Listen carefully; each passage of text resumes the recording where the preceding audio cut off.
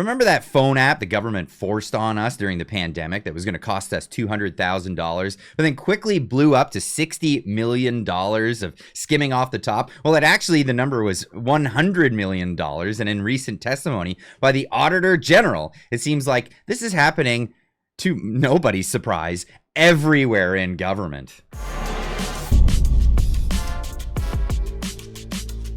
Ladies and gents, welcome back to the show. If you guys are interested in these kinds of discussions and things like this, I want to encourage you guys to go check out the Reclaiming Conference. This is going to be happening. It's in the organization stages right now. It's going to be happening in September in Calgary. And this is an in-person event where you can meet a lot of the people that you love to hear from on a daily basis. There is so many speakers planned for this, and they haven't even announced all of them yet. Of course, I'll be there. Many of your favorite content creators will be there. So check it out now, because right now is the best time to buy tickets. I think it's until the 14th.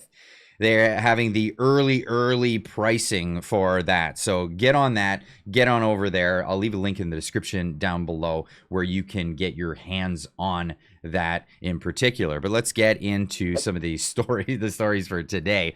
We have this is of all places, Toronto Star, actually telling you the truth about what the Liberals have been doing over the past decade. Ottawa repeatedly violated procurement rules in giving ArriveCan firm nearly $100 million in contracts, the Auditor General finds. This is just fantastic. Wow. So it started off at $200,000, quickly blew up to $60 million, making these guys rich. This is one firm out of just a chalet, this cottage apparently, where they were two guys getting all these millions and millions of dollars from the government to make an app that somebody could create in a weekend. Actually, somebody did that. A tech IT guy said, hey, watch this. I can make that app in a weekend. Did it with no budget, and did it while he was on holiday at his family house over the holidays. Ottawa.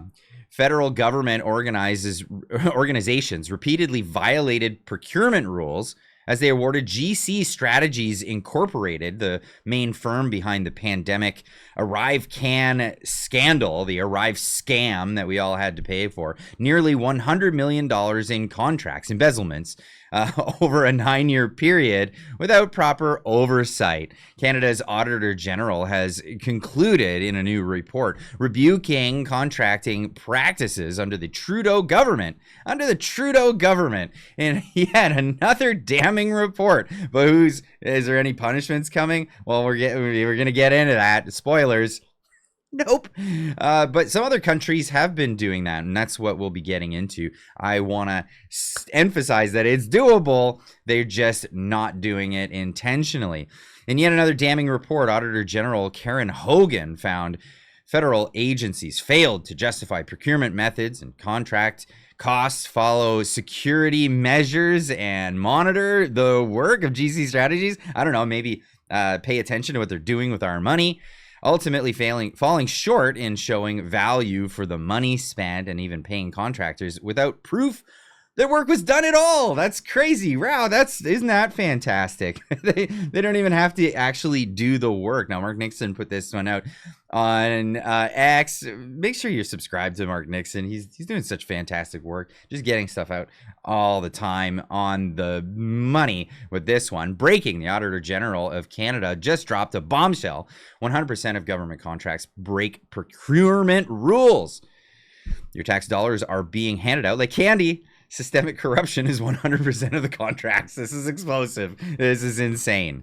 Given the investigations you've done so far on McKinsey and GCStrategies, do you have a sense at this point of how widespread these issues are in the public service? Well, I can only speak to those two elements, and in both cases, the vendors represented a really small percentage of what was spent on professional services contracts by the federal government. But in the McKinsey work, we had looked at 10 Crown corporations and 10 departments. In this audit, there's 31 federal organizations, including 1 Crown and departments. And we found issues in almost every contract that we looked at, which tells me that there's no reason to believe it's limited to these two. And it's time for the public service to go back to the basics in understanding procurement rules and why they should be followed. Or we should go back to these contracts, find out who broke the rules, who broke the law, who's committed fraud, and throw them in jail. And now you might say, hey, Clyde, you can't do that. This isn't a banana republic. We don't just go after political people once they're out of office. Is that right? Is that how banana republics work? Or is this how the rule of law works? If you break the rules, if you break the law, we can go after you. We can go after you. This isn't targeting of political adversaries or anything like that. In fact, they aren't adversaries. They voted the Liberals in again in Canada. So this is a perfect opportunity to go after people like Justin Trudeau, like former cabinet ministers, like former bureaucrats and people who are in this. This is a perfect time because you're not going after your political adversaries. We can actually do this. And you might say, well, nobody's doing this. This isn't the way things work. It is. Here's exact proof. Argentina. I love you guys over in Argentina. You guys are my favorite. Argentina's top court upholds 6-year prison sentence for the ex-president of the country, Kirchner.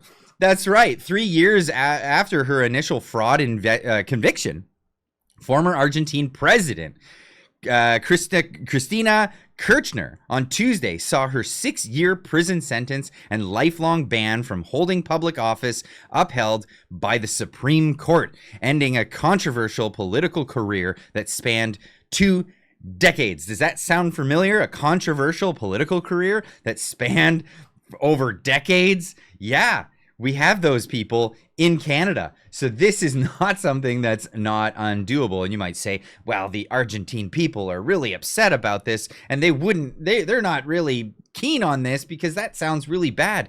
You've got, this is political rogueness. No, they're actually celebrating in the streets.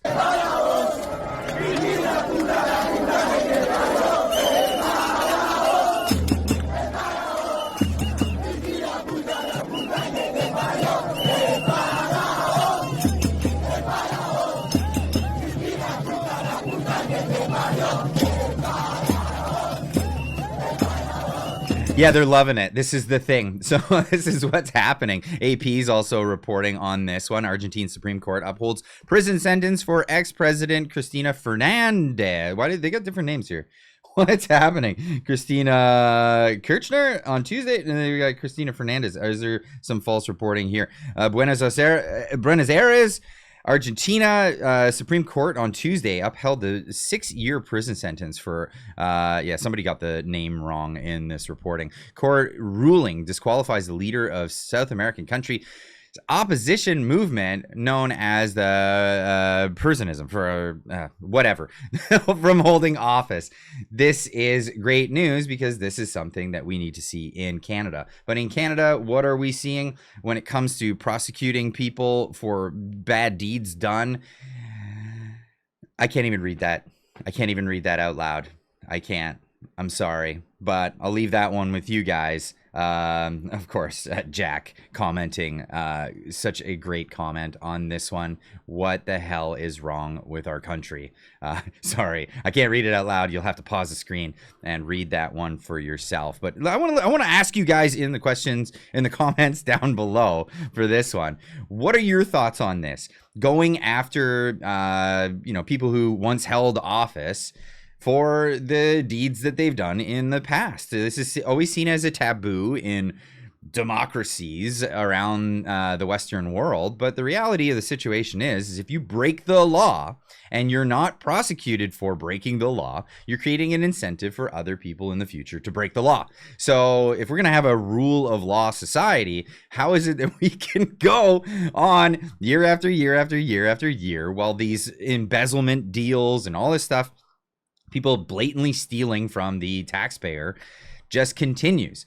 When will heads roll? Figuratively speaking, when are people going to be put behind bars for the deeds that they have done? This is a question. Should we be going after them, or should we let old dogs lie and whatever it is that they're doing? That's my question out for you guys. So leave a comment in the comment section down below. Let me know what you think, and we'll see you in the next one. Keep on trucking.